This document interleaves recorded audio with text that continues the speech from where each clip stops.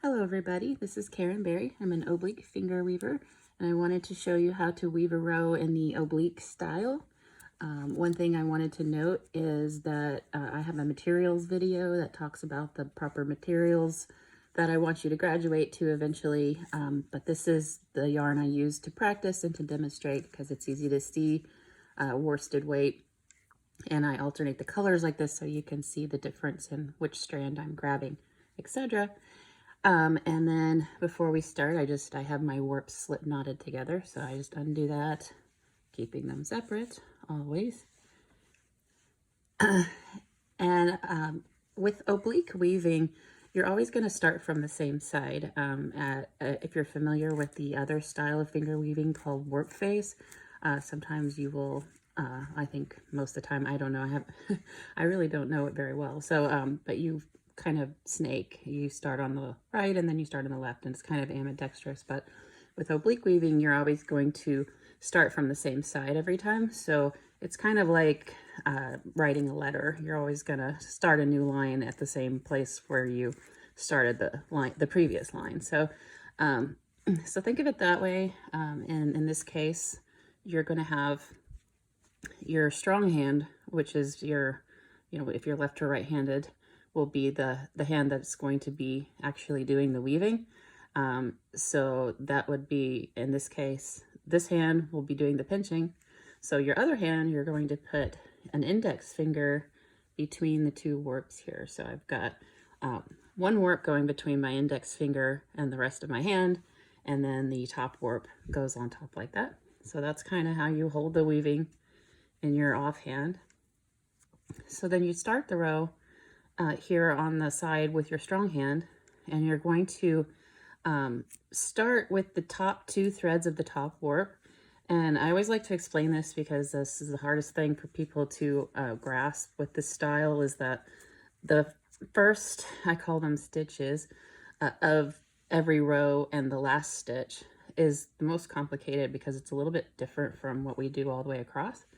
And I like to think of it as like tank treads or a bicycle chain, where you're always constantly cycling one thread, or one strand to the back and then to the front. So it kind of does this constant loop. So it's kind of like circle knitting or something like that. You could think of it. They also call it flat braiding, and that's why, because it's basically braiding. It's flat because it's all the way across instead of just three strands.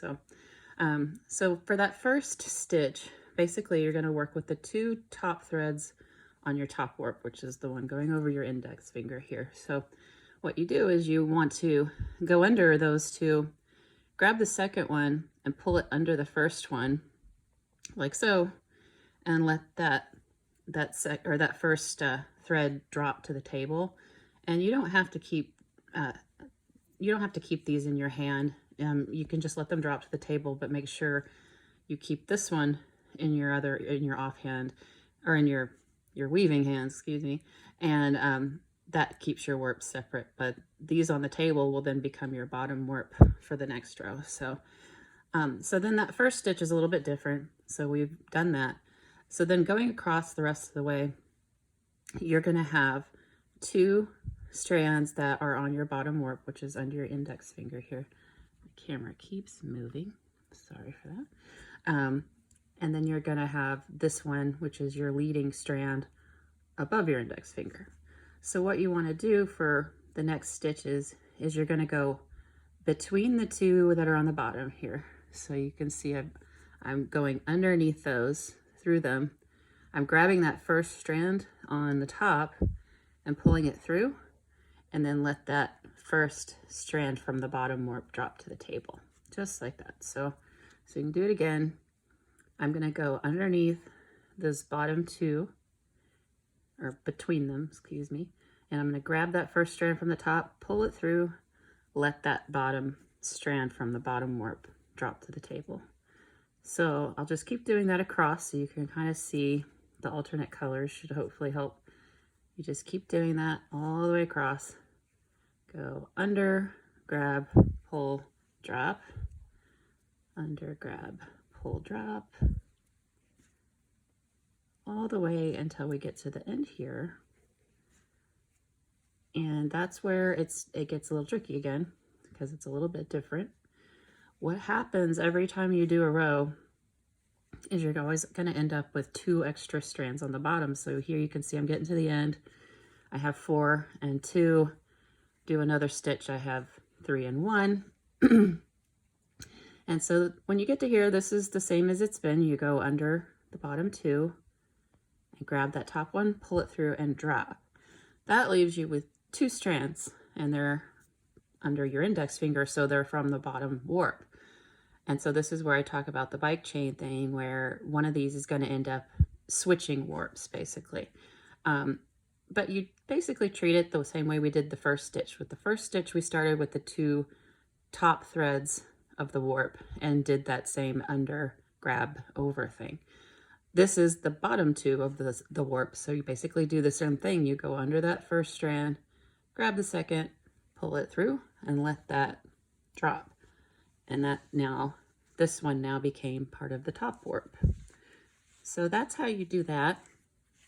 And then between each row, I like to spend a lot of time blocking it out. You know, this yarn is fat and, you know, chunky, but if you're working with the fingering weight, it's very light and it's hard to get a real nice straight line. So it takes a lot of practice, but just keep at it, keep blocking, and you'll get it to where it's nice and neat and straight on your sides. So I just spent some time between each row to do that. But then when you're done with that, you basically go back to step 1. Like I was saying, you think of it like writing a letter. You're always going to start at the left, go to the right. Next line, start at the left, go to the right, or right, left, however you are seeing this video. And so then you would start again. So basically we're back to square one. So it would be the same thing. You would use the first 2 warps, go under, grab and pull through. So, you know, feel free to watch this video over and over and just keep practicing, and you will get there, and it just takes time. So be patient, and thanks for watching, and please check out my other videos. Thanks.